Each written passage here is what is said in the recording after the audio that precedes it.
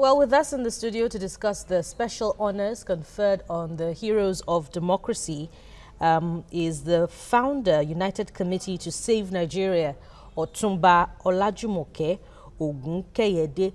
He's also, or was an active actor in that struggle for the actualization of the June 12 election back then. You're welcome, sir. Very glad to have you. Thank you. Now, this historic moment is somewhere merged in between the politicization of it and the deepening of democracy. So which aspect of the narrative do you think we should follow? I think both, because you can always use something to your advantage. Because there's this Yoruba saying that even in fight, you could use your teeth. So if everybody is putting down the president like this, and he sees an opportunity and he takes it, he has not done anything wrong. And if you look at the president, he's been doing the right thing. So far, so good. So does this then bring a closure when you look at the events that took place June the 12th and the events that led to June the 12th? Does this bring some sort of closure to those that felt that there was a struggle and there was injustice being done? I wouldn't use closure, because it's just a little opening now, because you have to actually close the total episode.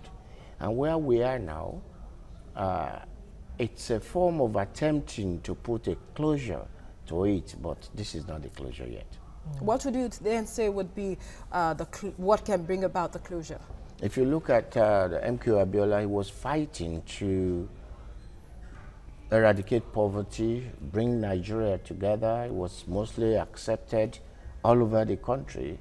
He had a Muslim as his running mate, and usually Nigerians will fuss about that. You can't have a Muslim ticket, but they trust him. Nigerians trusted MK Abiola that they didn't mind. But unfortunately, his running mate became a sellout. I can say that. And which is why I'm going to ask you now. Nigerians are frowning at the choice of Babagana Kingibe on that honors list because he sold out, he betrayed Abiola. So what are your thoughts on this whole scenario? If you look at what MK Abiola said, he said he was paying Babagana Kingibe the salary of a vice president, even during the struggle. Somewhere along the line, he just took the position of a foreign minister. And his first official assignment was to come to New York at the U.S. General Assembly and wait for October 1 celebration, which we initiated in 1992. So we challenged him there. God made you number 2 to serve a nation, Nigeria. Why did you become a second fiddle? And it became almost a shouting match that a lot of people thought he should not have taken that role.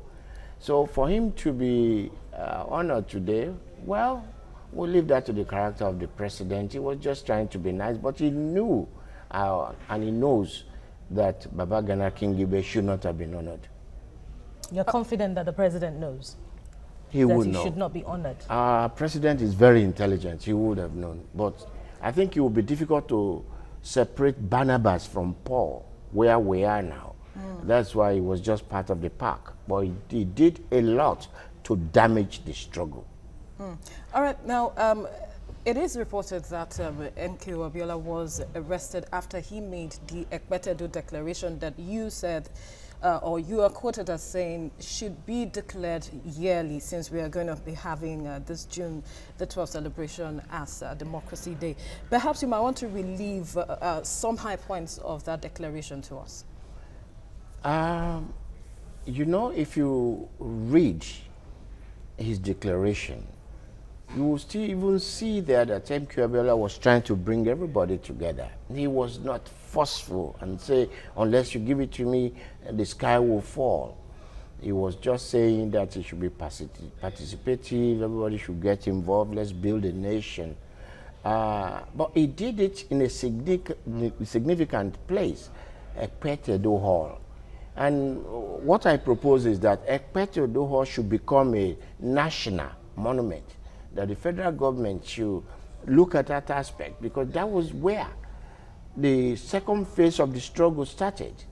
He took his mandate. He was arrested a day later, and he died in incarceration. Ekpetedo is very important to the struggle. Let's now begin to look at the role of actors. Let's put history in context now. The role of actors in that struggle.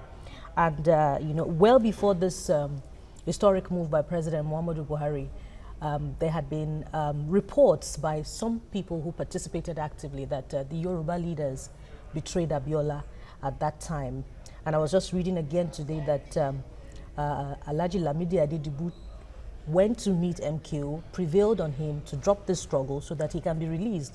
But MKO said, let me consult with Afenifere leaders. But Afenifere leaders said he should continue with the struggle. And after that, when they went to visit the former military administrator, Abdulsalam Abubakar, they sold out. So what are your thoughts about all of this? And to think that some of those actors are also celebrating what President Muhammadu Buhari has done today. Actually, if you look at the Nigerian politics, even then, it's, quote, have money will travel. It's to the highest bidder.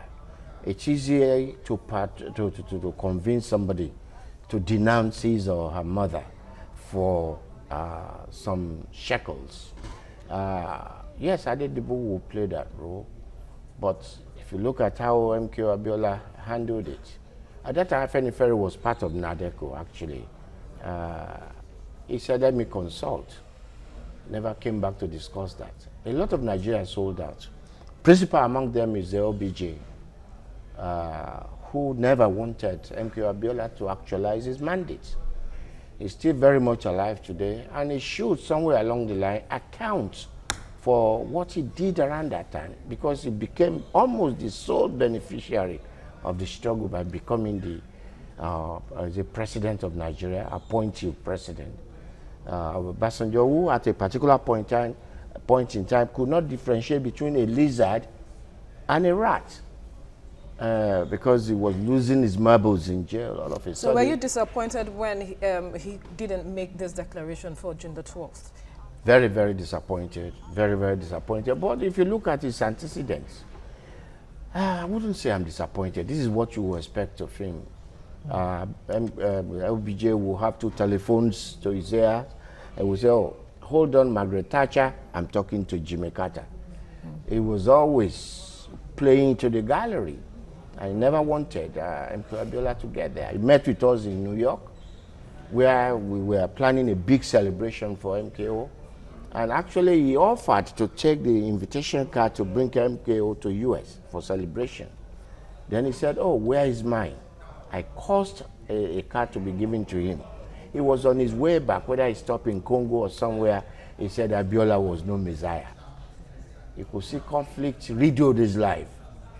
There's more to talk about where June 12 and Abiola's ultimate prize is concerned. Otumba Olajumoke Oguneyede, we thank you very much for your time. Suffice it to say that Otumba Oguneyede also lost his house during that struggle in the US, and he was instrumental to getting Kudirat Abiola Street in New York named after the wife of the late MQ. Thank you very much for your time. I appreciate you, ladies.